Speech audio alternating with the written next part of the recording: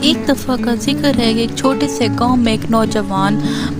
چڑھا رہتا تھا اور وہ اپنی بکریوں سے بہت محبت کرتا تھا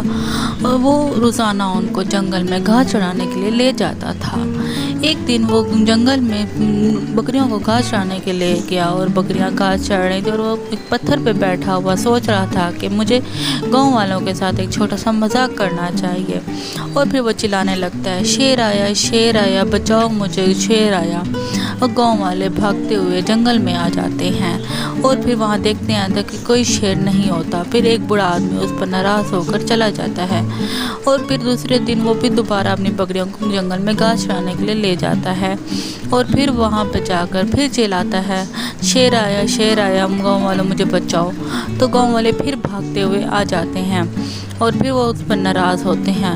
تیسرے دن پھر وہ اپنی بکریوں کو گھاس چرانے کے لیے لے جاتا ہے تو پھر وہاں پہ پہنچتا ہے تو سچ مچ کا شیر آ جاتا ہے اور پھر وہ چلاتا رہتا ہے کہ شیر آیا گاؤں والا مجھے بچاؤ۔ تو اس دن کوئی گاؤں والا اس کی مدد کے لیے نہیں آتا اور شیر اس کے پیچھے بھاگتا ہے اور اس کو چبا کر کھا جاتا ہے اور گاؤں والے افسوس کرتے رہ جاتے ہیں۔